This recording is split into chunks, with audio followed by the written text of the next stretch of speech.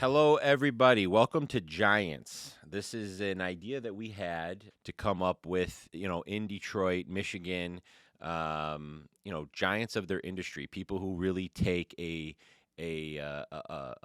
step forward in their industry, their passions, and turn it into business. I'm super excited. I'm the host, Simon Thomas, with a really good buddy of mine I've known for most of my life, John Lionas. And today, our first guest on our very first episode is Anthony Lombardo, chef at SheWolf, executive chef.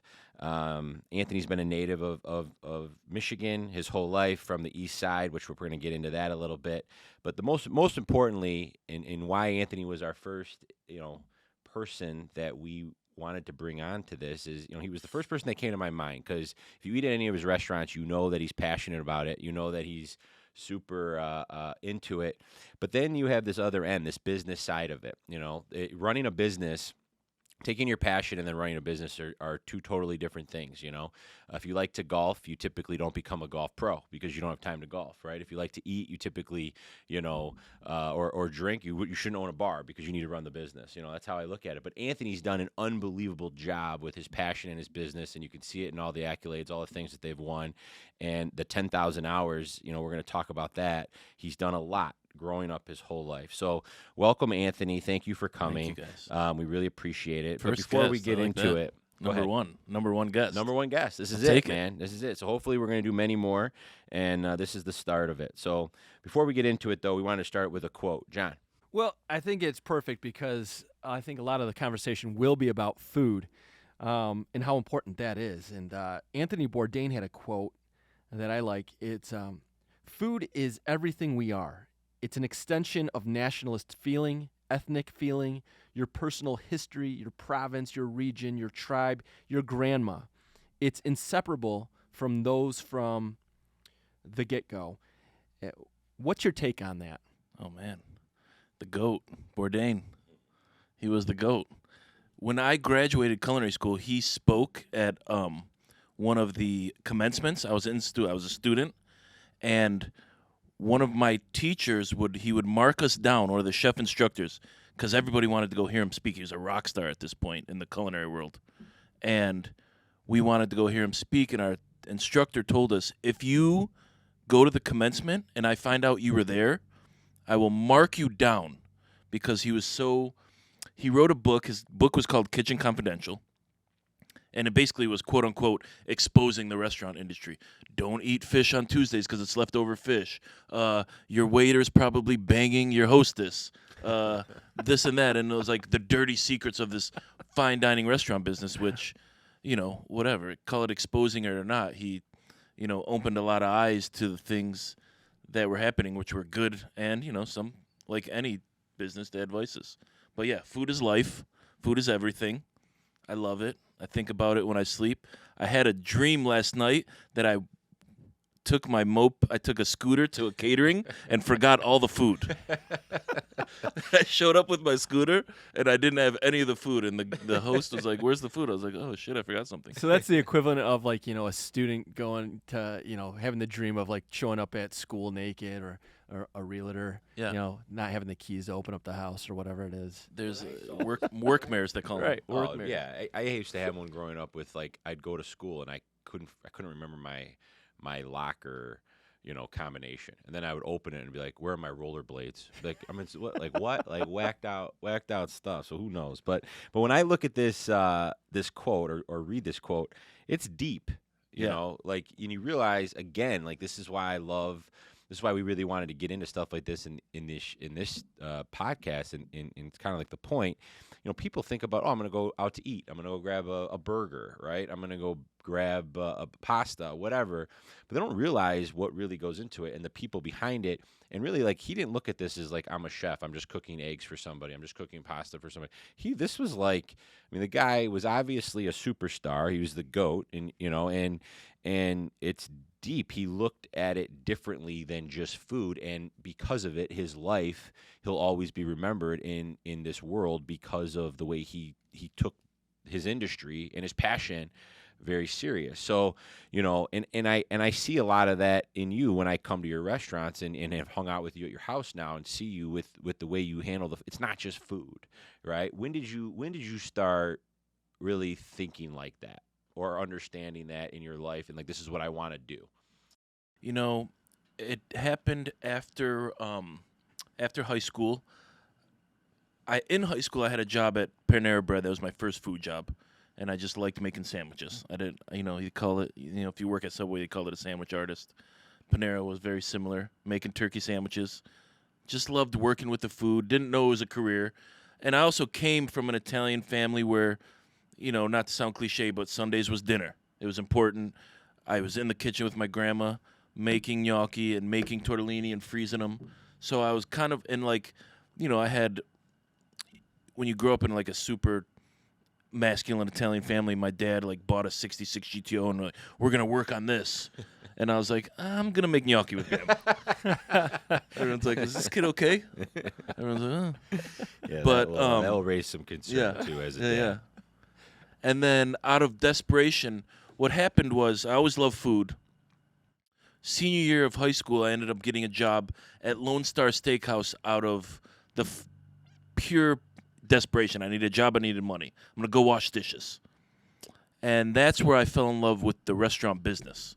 So you need two. If you're going to be a successful chef in this world, you need to A, love food, and B, love the business. Everything about the restaurant business. The nights, the weekend, the adrenaline rush of service, the butterflies you get in your stomach at about 4:30, knowing you got 200 people coming to spend money on what you created, and the pressure that comes with that, and the nervousness that comes with that. That's when I fell in love with the restaurant business. Started washing dishes at Lone Star Steakhouse, and that's when I kind of realized, I'm good at this. I worked my way up to the Bloomin' Onion station. It was badass. You basically take an onion, cut it in a certain way, dip it in a batter, and then you got to fry it. But you can't just drop it in the fryer. You got to give it a little spin before it hits the fryer. And then when they'd go out the door, there'd always be a couple missing. Is that what happened? Yeah. So I grew up in the food business, and my dad owned banquet halls. He still does banquet halls and weddings. That's what we did. So everything you're saying, I do remember 7:30. Feeding 1,000 people within 45 minutes. Right now, banquets and what you guys do is two totally different things. They're two totally different industries, but they're not totally different industries, but different. Totally, feeding a lot of people at one time. And you're not getting too creative. It's very simple compared to kind of the creativity side of what you guys do, but. The business side is what I fell in love with. The nights, the weekends, that stuff. It taught me how to work. It taught me how to, you just got to outwork everybody. We were working when everybody else was with their families and enjoying themselves. A Michigan football game on a Saturday, all the guys are meeting up. We're going to work. Like you kind of envied it a little bit. But now being older and running my own businesses, I appreciate and respect that so much. I never really fell in love with the food side of it. I fell in love with the business side of it. So at what point, obviously you knew at a young age that you loved the food side. At what point did you understand and was there a mentor? My dad was my mentor. My brothers have been my mentor, for the last couple of years. At what point did you realize, okay, I love food now, I can turn this into a business? Like, when did that happen, or how did that happen? Yeah. So, to your point, like, I think that similar, like when you go to Europe or like the military is mandatory for 2 years. I think it should be mandatory for everybody to work in a restaurant for like a year. That's agree with education that. right there. I agree. It's work ethic. It's hospitality and customer service. It's people skills. You're gonna learn a lot. So when I was working at the Lone Star Steakhouse, slinging those stuffed sweet potatoes and baked potatoes and steaks, I ended up getting another job at this place called Appetizer. Still was not sure this was my career. I was a terrible student, by the way. I graduated high school with a 1.7 GPA. Everybody should know that. I didn't take the ACTs, the SATs, the STDs. I didn't do any standardized testing, or I was a really bad student, and I hated school. Hated it. So I was looking at a career in maybe labor, whatever it was, maybe HVAC or something. I didn't know. I had no clue. I was 19 years old, working as a line cook. And then I ended up getting a job at this place called Appetizer in Milford. Ended up there. And that was the first time I ever met like a chef. He was a chef owner of the restaurant. And I was like, what do you like, this is like your life? He's like, yeah, I went to culinary school. This is what I do. He was I want to say mentor because he taught me a lot about the world. He was not a good, I wouldn't follow like his personal behavior too much. Big into drugs, bad with his family, like not a good human person. Well, I don't want to get into all that. But I didn't like envy his personal life. But the fact that he was a chef piqued my interest. I'm like, this is a thing where people do for a living. I love food. I'm super into it. And he went to culinary school. He he did the job, and it piqued my interest. So he started working next to me, side by side, working next to me, as a line cook as well. Was the first huge chef friend of my life. His name was Chad Browse. His current job, he's the director of sustainability for Burger King right now. Shout out to Chad, my boy. Nice. Chad was in engineering. He's getting his master's at engineering, while he was working the station next to me. And here's me, no clue what's going on, low-level drug dealer, very low level,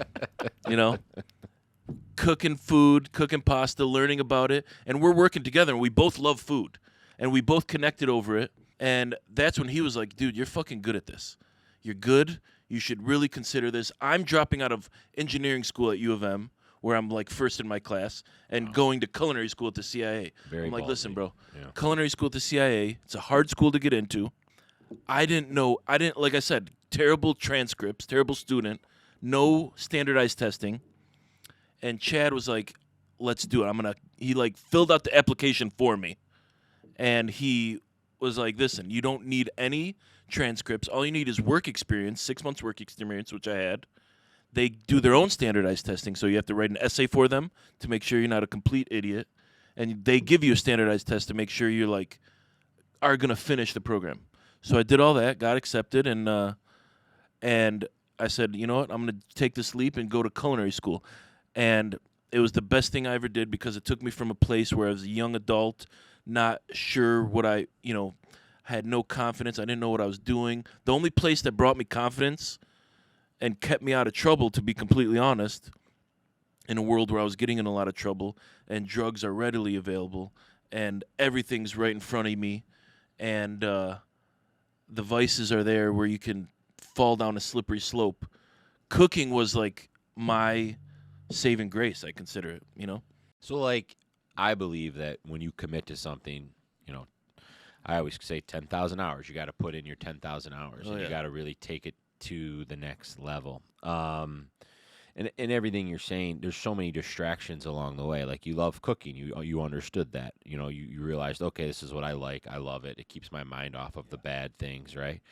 But then there's like, all right, I gotta really commit myself. And I think kids, the challenge with our generation, younger than us, all generations, but really you're seeing it now is like, I think especially with technology, social media, and all this stuff, they're thinking you can go from liking food to being the owner of SheWolf, right, and making money and this great business and lifestyle, right? It's awesome, it's great, but they don't understand the process. They don't understand like, okay, now like how hard it really is to go from liking it, I'm interested, to a master at your craft, right? Mm-hmm. And they want to skip all of that. So besides culinary school and yes, getting jobs at multiple restaurants is obviously very important. But if you're a young 20-year-old kid and you're just like, there's a lot of them out there. I hated school. I was terrible at school. You're saying I thought I was listening to myself talk when you're talking. I just got into real estate after versus food, but same thing. Like, I hated school, couldn't stand it. Really realized I was really good at selling. What can I sell where I can make money today? Versus and I turned that into a profession. Once I realized I was good at it, started reading a lot of books. What would you recommend? I mean, you're a young kid. You're 20 years old. You really I like food. Now what? Go to culinary school?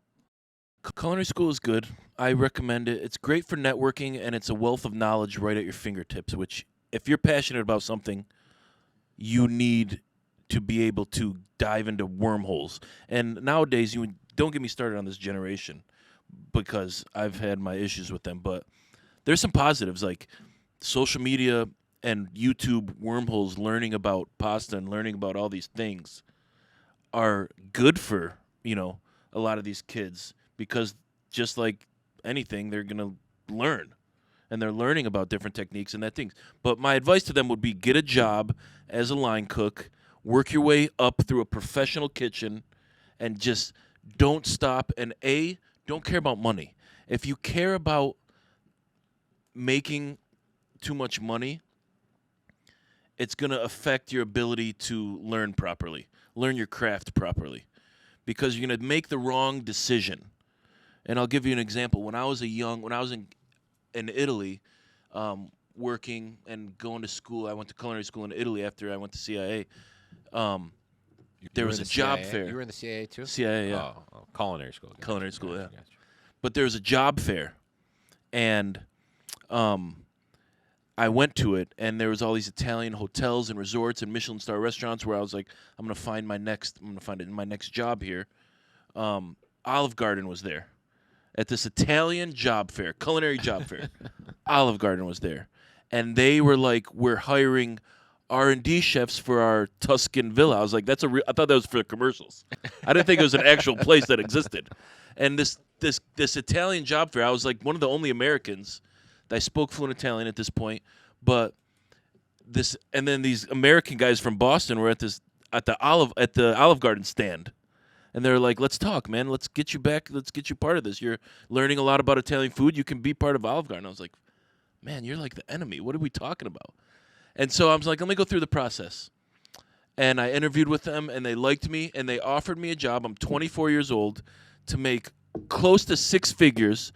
I would split my time between Boston and Italy.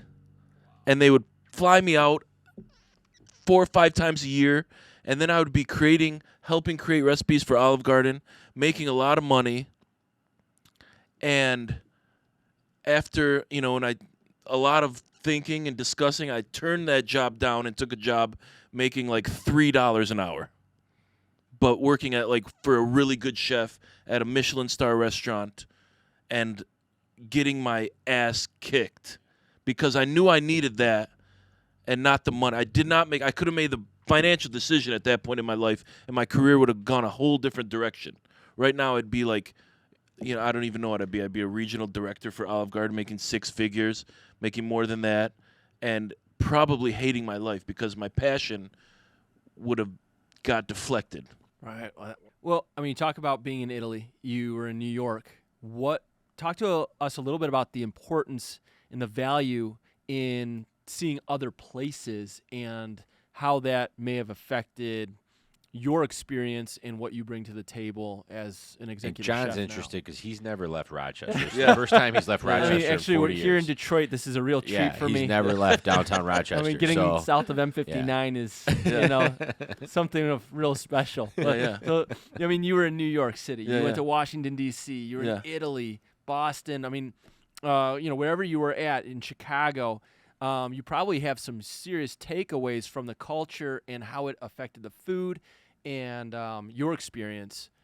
What is that like? Is that overvalued? Is that sort of fantasy, or is there some serious value in that? I think there's value in making yourself uncomfortable at all times. Creating comfort is the worst thing you can do is when you want to learn a craft. You have to make yourself uncomfortable. Move to a city where you don't know anybody. I've done that multiple times. No friends, nothing going on. Just a job that I can learn from. From there, you're going to make friends. You're going to learn people. You're going to meet, I'm an outgoing person, so I've never had problems with that. But when I moved to Italy, I'd never been to Italy. When I was at the CIA, I kind of won like a cooking scholarship to go to Italy and go to a slow food culinary school. Same thing. There was 170 students applied, and 2 people won the scholarship. I was one of them. And the reason I won is because everybody wanted to try to impress these judges. And you just like And a I made ridiculous gnocchi with blooming tomato onion. sauce. You just a ridiculous Yeah, blooming onion. Yeah, this is gonna be the best fucking blooming onion you've ever had, Luigi. Ma che cazzo blooming onion? You see Italian guys eating blooming onions? That's a fucking podcast right there. I've had a bad blooming onion before. The batter wasn't cooked. Yeah, you need to be careful. You got to evenly cook it. It's all about the spin. Nobody spun it. I could tell. It's all about the spin. But Italy was a culture shock for me right away when I moved there. I thought I spoke Italian, but I did not. Once you get there, you realize you do not speak this language. A lot of people that grow up in ethnic houses will realize, go to the motherland and you do not speak. You may think you speak something of it at home, but once you go there and the people are speaking so fast, so I had to learn fast, and I did, and everything was different. It's not suburban Michigan. It was a different world. The cars are way smaller. That's the first thing I learned. Grocery stores aren't a thing. It's like every town has a baker, a meat shop, a fish shop. Everything is so much more. They put so much love into their food that when I went to Italy the first time, it was like I felt like I was in heaven, because everything I was so passionate about and wanted to learn about was so prevalent, and you could just walk down the street and learn something or taste something, and everything you taste in Italy was so much different than what I was used to. A carrot. You eat a carrot from the farmer's market in Italy, it was like 10,000 carrots exploding in your mouth from Meyer, where everything was different. The agriculture, the chickens were yellow. Nothing made sense to me. And it was confusing and uncomfortable to me. And that's what made me you really grab onto it. And I was not going to, when you're uncomfortable, the first thing you want to do is get comfortable. So you have to learn and learn and learn and get yourself up on everybody. So I went to an international culinary school where there were 16 students in my class, only 3 American, 2 Brits, couple Germans, Koreans, Japanese, and it was taught in Italian. Everybody had to speak Italian, even the Japanese, which spoke fluent Italian faster than any of the Americans or Brits could learn it, because that's how the Japanese, they learn everything so quickly, and it was a very good experience because we were all there, we're all in the same boat. And like anything, I wanted to be better than everybody, so I had to get there quick.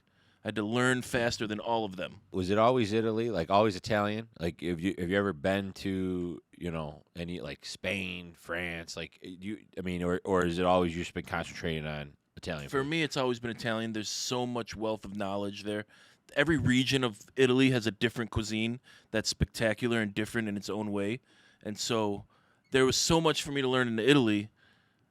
I mean, yes, there's a lot of chefs out there. I'm not saying you need to just focus on one specific country. There's a lot of chefs out there that can learn a lot of beautiful Italian basics, Spanish basics, French basics, Japanese basics, and you're a great chef. But I initially knew that my focus was going to be Italian from day one. It's my family. It's my heritage. I think of Italy and the art center that it is. Yeah. And I think of a chef as a sort of an artist in a lot of ways. You look at a menu, and there's a lot of things I have to Google. Yeah.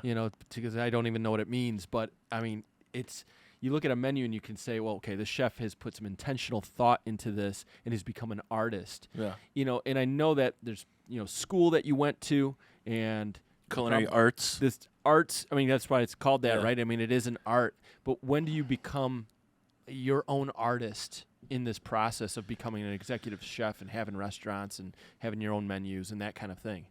That's tough. I don't like the term artist when it comes to a chef because it sounds pretentious and like it makes me sound like I should have a monocle and walk around telling people. I think it's more of a craft. Like I think I'm more of a craftsman. Like I'm more That of might be a Detroit thing. Maybe. Oh. But I think my career, my field, and the people that come into my field and excel in my field, they relate more to like a carpenter than an artist, or like an electrician than an artist, because you have to complete a task and complete it perfectly as you possibly can. So mastering a craft opposed to becoming an Creating, as opposed to creating. Okay. You don't really start creating until you get to a certain level in my field. You can create at home all you want. You can do everything you want at home. You can be an artist. You can make meatballs with, ostrich thigh if you want to be creative, or you can, go to the grocery store, make yourself a mystery basket, and create something at home. But once you become a professional chef and a professional cook, your job is to execute somebody else's idea. So all my chefs are executing what I tell them to execute. And yes, if they show creativity or show, chef, I want to create this dish for you, by all means, I'm not going to hinder that. I'm not going to put a stop sign on their creativity. You want creative people that work for you, because that's the best kind of work environment that you can have, is people bouncing ideas off each other. But if that's your only focus, if that's all you want to do, and you don't want to execute my recipes consistently every day for years, then you're not doing your job properly. Because I did that when I was coming up. I worked for a chef who was a great artist and a great creator, and I just created what he told me to do and he taught me. And you have to take pride in consistency. A line cook is almost like an assembly line worker. Yeah. Same thing. Every single day for years. Yeah. Now the business, I everything you're saying is spot on. Obviously, you're a craftsman, you're a visionary, you're creative, right? You're creating things. But let's go back to the business. Like the business stuff to me, when I was in real estate, I went from selling every day, only worried about myself, right? It intrigued me because I came from the world of working with my father, tons of overhead, brick and mortar, employees, right? And I'm like, Dad, you're nuts. Like, this is crazy. To real estate, I'm only worried about myself. I do a deal and I get the check and it's mine. I don't have to cut it up 11 ways, pay the rent, whatever. I loved it for about 7 years, and then it hit me. I'm like, man, like I need to really figure out a way to grow beyond me, right? If I don't work today, I don't make any money, and how do I do that? And I had really good I started a little team, and then I had some really good people, like great people working for me that I realized they were going to eventually leave me if I didn't create more opportunities for them, and that's when I started a brokerage. Now, and since then we've opened up other businesses and we got a lot of different things going on. But I underestimated managing people. And when growing up with my dad, that again going back to generations, those generations just worked, right? This next gen doesn't work the way they work differently. I'm not saying it's a bad thing or a good thing. It's just different. We need to learn how to manage those types of people. But with running your restaurant, in hiring people that want to be in the kitchen, let's say you do find somebody that's like yourself. What do you do with that? Because do you foster that? Do you embrace that and then try to grow with that person, or let that person grow, open up more restaurants? How do you corral that person? Or is it just like, I'm proud of you, go, see you later, fist pump, and I'm always here for you? Because it happens in my industry. You train and help these agents, and all of a sudden it's like, I can do this, right? And then they become your competitor, right? Have you seen that happen? I know you've had some chefs leave you, some great people leave you to do other things. A, how do you handle it? And B, is it something that you can do to make sure it happens less? Or what is your thoughts on it? So probably, one of my greatest accomplishments as a chef, when I was in DC, I was working at a restaurant called 1789, and then I ran another restaurant called the Hamilton. And at one point at the Hamilton, I had 11 sous chefs under me. And during my 7 years with this company, I created a lot of great dishes. I met a lot of great people. I ran a great, from a business standpoint, food costs, labor costs, everything in line. I was successful in running it. But my favorite accomplishment was I created 7 executive chefs within that company. I became my kitchen became kind of like a minor league baseball team, where I was developing people and then turning them into their own chef, where they could go on. So you have to work with them and develop them, and then they have to make mistakes. You have to let them go and do it, and then you correct their mistakes as they go. But to think you can to think you can just like have somebody work for you forever in my world is kind of like almost egotistical and like stupid, because you need a really talented person is going to want to do their own thing at some point, and you can create as much opportunity for them within your business as you can possibly can. And some people are completely content in that. They'll find it. They'll be like, I got my 50-hour work week where I can put a couple things on the menu, go back to my family and do that and live their life. But some people are so ambitious that I need my own restaurant. There's nothing you to be able to stop them from doing that. You just got to give them, as much knowledge as they can, and hopefully they're successful in that. Yeah. I mean, everybody again sees the end result. You have a very successful restaurant. You worked your balls off to get to where you are, and that's literally what you do. You work, and then they just see the end result, right? Yeah. They see, man, Anthony's killing it. He's so lucky. He's so great. I want his life, right? But they don't like. But in everything you do, like, I love what I do. I love waking up every day and going to my office and walking in there, and but there are things you don't like. Nobody hears that. Like, everyone is always like, "It's great, it's amazing." I do this, I do that. But like, part of this podcast is I really want people to see and hear about the things that they're not seeing, or those other people aren't considering. Right? So, like, what is it that you hate about what you do? It's a good question, man. Is it like Hell's Kitchen? Ooh. Is it like the TV shows? I mean, yeah. that's what people think about realtors, and it's just like those, reality yeah. shows. How much is it like that? And like, what part of it is absolutely dreaded? What is completely off from those shows? So like, Gordon Ramsay, is probably the most famous chef in the world, right? He is known for screaming at people and telling them they're idiots. And like that, if you work in a Gordon Ramsay has more Michelin stars, it's the highest accolade you can get as a chef, than anybody in the world. And he also is a TV personality on top of that. So he's done both. But his kitchens are notoriously intense, and you get screamed at and belittled. And that's the world I came up in, where it was so hard, and you were going to get screamed at by a person, and probably things will get thrown at you, and there may become physical altercations from these intense kitchens, and but that's not how it is now. Obviously, in the world we live in now, you would get sued so quick if you were to do anything like that. So it's almost locker room style, like very like much. It's like the boys' locker room, a little bit, right? That's how it is, and it was hard as fuck. And labor laws were being violated, and human resource codes and laws were being violated every single day in the world that I came up in. So obviously I can't run my business like that. You need to adjust. And, back to where it come to like, what do I hate? That's tough. It's like, it's a really tough thing to answer.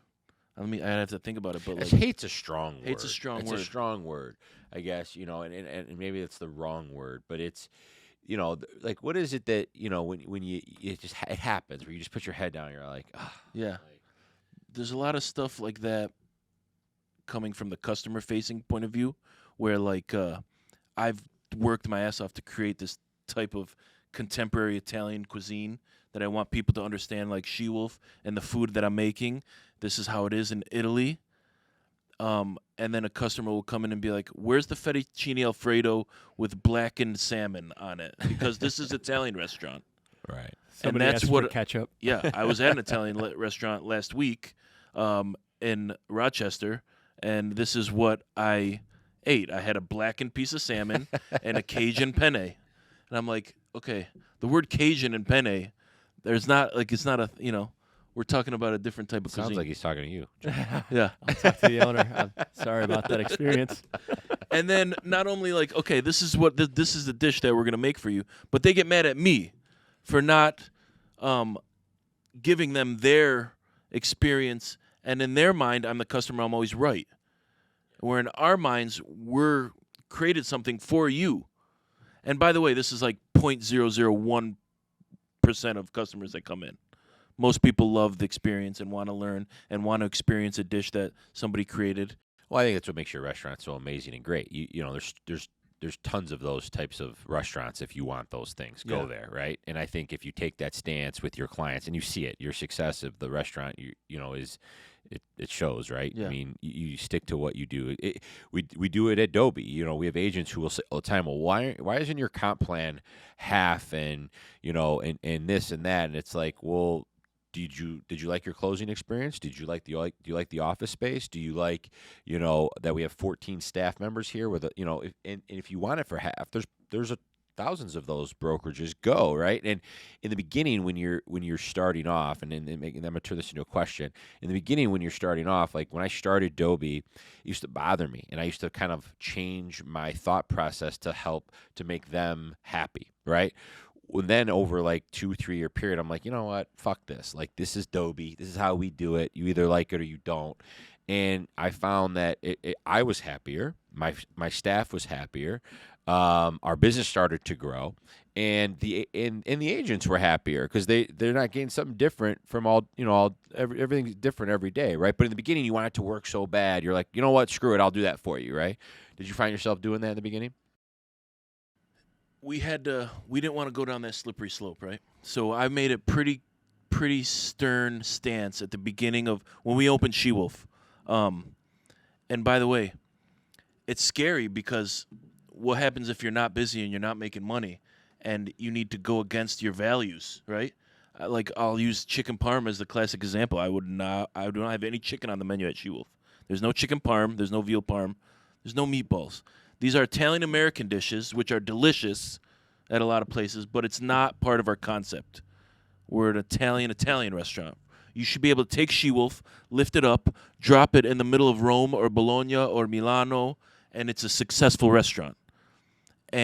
Or in San Francisco, New York, and it didn't exist in Detroit at the time. So people were coming in and saying, I want a chicken parm. I'm an Italian restaurant. This is how it is. And to say no to a customer that's bringing their green dollars to you is scary at first. Yeah, it's hard. But you got to stick to it. You just got to say, How do you think SheWolf would do in Italy? I mean, you said it like you thought you spoke Italian before going there, right? Yeah. And then you realized, oh man, I don't really speak Italian. If you did do that, pick it up, drop it in the middle of Rome. How is it still rocking? I think it would crush. Yeah. Yeah. I think it would crush. I think that it's all about the restaurant business is all about storytelling and connecting the dots. And I think SheWolf does a good job about being Roman, and we're inspired by Rome and inspired by Italian ingredients. And I think the Italian people would connect with it. There's a lot of Italian expats in the Detroit area because of, Stellantis and Fiat Chrysler and all that. And we have a consulate office here right down the street. There's like 20,000 Italians, like Italian citizens living in the Metro Detroit area. Fiat, when they originally bought Chrysler and became the Stellantis company, a lot of their suppliers, they told them, you better put an office in Detroit because we're there now. So there's a lot of Italian suppliers here now, and there's just a lot of Italians, and they, there's a lot of like, this is not how it is in Italy, but for the most part, they like us. I'm Lebanese Italian. I grew up on the east side, nice like combo. you, and it was a great combo. Food, it was like all we did, right? I mean, you could tell by my size, like it was what we loved doing. And Sunday dinners are amazing, and they're great, and that's what we looked forward to. And it's special. And my dad, again, giving my dad a lot of credit. My mom makes the best sauce ever, right? And my dad was always like, he hated having Italian weddings at his facility because his sauce was never good enough. You only like the sauce you grew up on, right? I mean, like he used to love feeding everybody else but Italians because we served a lot of pasta, and every time they'd come in and they'd hate it. And I'm sure if you went to the Arab, wedding, they don't like the grape leaves, the domo, whatever it is, right? Or the hummus isn't right. Are you finding that? Are you finding that a lot of Italians are coming to your restaurant? Like they say, don't eat at a Chinese restaurant unless you see Chinese people working there. Yeah. Is that do you see that? We don't, and the reason why is because there's so many other Italian restaurants that do it, that don't do what we do, right? There's a lot of Italian American restaurants in our region. So if Italians are used to going to that, right, and they're like, this is not it. Then they come to us, and we're making carbonara with real guanciale, and we're doing a lot of things right. They're like, oh, they realize, oh, this is actually. But we do get it. We get like. We get it from a lot of. It comes more from Italian Americans than it does from actual Italian citizens. It comes from the guy that lives in Shelby Township who's never been to Italy once and has the map of Italy tattooed on his back right next to the Cadillac symbol. And these are people that I grew up with and I love very much, but they don't know shit about Italian food. Right. And they want to come to, and tell me about this and that and this and that. And I'm like, listen, I've studied this for years. This is ingrained in me. I come from where you come from, so I understand what you're talking about. And we call it red sauce. There's a lot of room for that kind of restaurant in the market. It should exist, and it does exist. It's nostalgic to me even, and I love eating it. And there's a lot of good examples around Metro Detroit. Da Francesco's is one of them, phenomenal place. We're different. We're not that. You're not going to get. And so, to tell us that it's not true or it's not real Italian, we just know how to. Our servers are trained to be like, this is chefs, chefs created this, and it may not be what your mom or your grandma made, but I like to say like, this is not your fucking nonna's cuisine, Right. A lot of people are like, oh, there's this stigma of like the Italian grandma and the nonna, and it's beautiful. But I'm a fucking professionally trained chef that has worked in some of the best restaurants all throughout the country and in Italy. And I'm not a nonna. I'm not a grandma. I'm not walking around in a muumuu. And so it's different, Yeah, and again, that's why it works. And I think as time goes on and as generations go on, I think people are more and more open-minded to stuff like that. Like we went to the same like 2 restaurants if we went out. We never went out to dinner. Yeah. And I think I was like 22 when I went to my first steakhouse, right? Like we didn't do that growing up. We just ate at home, or if we did, we went to, those restaurants you just named. It's because where we grew up, there's so many good markets. A ton of the good food, the ingredients were good, and a lot of like mid-major cities or around the country that I've been to or lived at or worked at. I'll say Cincinnati, Cleveland, Indianapolis. Detroit has some of the best independent grocers and better Italian ingredients and ethnic ingredients. So people cook at home more. We have a lot of I don't know, the automotive industry brought a huge melting pot to our region. And it goes back to the first question where Anthony Bourdain's talking about, regional, everything is like tugs at your heart food-wise. So these Italian red sauce places that you went growing up, they don't exist in a lot of other major market cities. 100%. And they tug at our heartstrings more, and that's why people take it so freaking personally. Yeah, I mean, I live by you. I moved to Bloomfield. I'm from, from the east side. I moved to Bloomfield, and it was different, right? Like I'm just you'd go to the Kroger's thinking they had the same Kroger's on 25 in DeQuinder, the same stuff, and it's night and day. It's 2 totally different things. You couldn't, restaurants are night and day. Everything is so different. I mean, and you're right. We have a very unique. We're in a very unique demographic when it comes to food, and it's, it's probably not on a national. Maybe you would know more on a national level. Detroit, I'm sure, is I think it's underestimated a little bit when it comes to big time these underestimated types of foods. But one thing I want to talk about too is my dad always told me, I'm doing this business, guys, so you don't have to one day. I'm giving up my life. I'm giving up my nights and weekends. I'm grinding like this so one day you don't have to. You recently just, 3 days ago had a baby boy, Angelo. Congratulations. That's unbelievable. Unbelievable. Life-changing, obviously. 20, 25 years from now, is this something you'd love to see him do? He's the heir of SheWolf. Yeah. He's gonna run. Would you love to see him in the business? I would love to see him working in it, yeah. Yeah. I mean, it's tough to say, like, I don't feel like I'm in the type of business where I'm going to keep my kids out of it, It's not like the mafia where I'm like, go to law school. No, I want them to, I want them to be working, in a couple of years. I mean, as you said, it's education to be at a restaurant, whether it is in the back cooking or if you're a waiter or waitress and, mingling with the customers and learning that customer service and what that might apply to if they stay in the restaurant or go somewhere else. Listen, DOBI would not be created if it wasn't for the food business. I mean, I learned what I learned in that business, just, little things, right? Like my dad used to say, like, we banquet halls, Monday through Friday, you don't do many parties, right? So you go into these big, big rooms, right? These huge spaces that are vacant literally from Monday through Friday.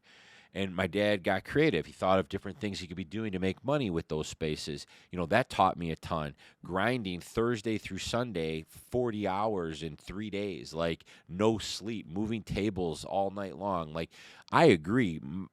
Our kids live 5 doors down from each other, and they're going to be 3-4 years apart. Like, I'm hoping that our kids will drive down to SheWolf together and work, because I do think they need to work like that, But my dad's thing was, you're gonna work here. You're gonna learn this business. You're not gonna be sitting at home playing video games.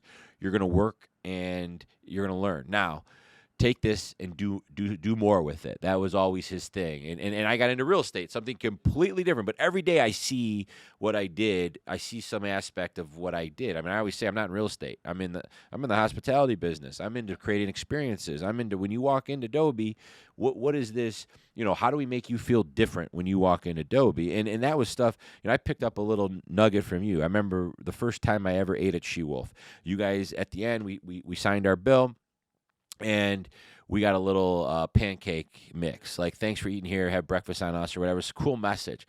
And you don't see that. And I was like, that's really cool, right? How could we do something like that with closings? And then we started kind of going down a rabbit hole with closings, because closings feel like you're going to sign away your life when it should be a celebration. And now we have menus when you close. We have all these things. But I was able to kind of learn from my dad and different experiences. And I always say we're not in real estate, not to go off. But when you look at your son, like, and you pitch yourself, like, I'm creating a company that I believe, and whether my kids want to do it or not is up to them. I'm not going to force them to do anything they don't want to do.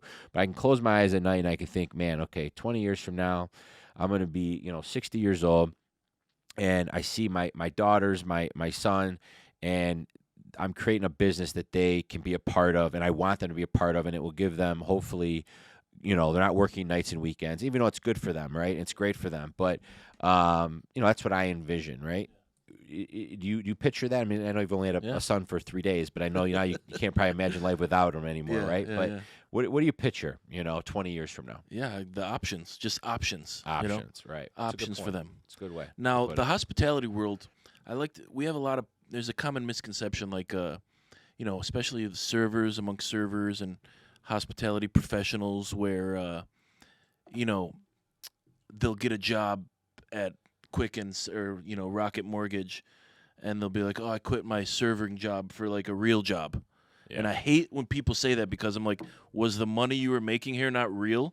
Was it not physical? You can hold it in your hands? When you go to, like, New York City, all these eponymous restaurants that have been there years, you have servers who have served for 20 years, raised their kids, put their kids through college on a serving career, on a serving job, or as a professional cook or chef. The nighttime and the hospitality night and weekends is a real industry, and I want to champion that. I don't want people to say, oh, I got a real job where I just work 9 to 5 and I'm off Saturday. No, this is a real job. You can have my life and work nights and weekends, and then take Monday. My whole, I've made sacrifices my whole career, where I worked weekends and holidays, and guess what? I have a strong relationship with my family, because I would see them Mondays or Tuesday mornings for brunch instead of getting dinner on a Saturday night. You have to be able to, and I have a phenomenal relationship with my wife, because we spend mornings together all the time, and we eat breakfast instead of dinner together. And I see in my future, instead of family dinners, there's going to be family breakfasts or lunch, and we're going to hit the same points, but just at different times. And that's what family is. You just got to adjust and work. But, like, I don't want my kids to think, or anybody to think, that working nights and weekends is, like, not a real job, because it is. I think that actually transitions to a couple that I've got too. Now, of course, Simon talks about business, and that's where his mind goes. And I have, like, crazy, stupid questions that I think anyone would sort of laugh and be entertained to know. Like, for example, what's the most exotic thing you've ever eaten, and would you put it on a menu? Oh my gosh. Well, we took a chef trip. A couple of me and my buddies. We went to St. John's, Newfoundland, where we ate seal, Oh, and that was freaking intense. Seal? Yeah. what did it taste like? Chicken? No, it tasted like an anchovy steak. Oh, That's how I Ooh. describe it. wow. Eat a lot of horse in Italy. And Sicily, Horse? horse is delicious. Huh. There's a famous sandwich in Sicily called pan con mausa, and it's basically a Sicilian semolina bread, boiled spleen and lung from a pork, and then you boil it, and then you poach it in like pig fat, and with onions. Wow. Boom, a little provolone. Holy, it's so fucking good.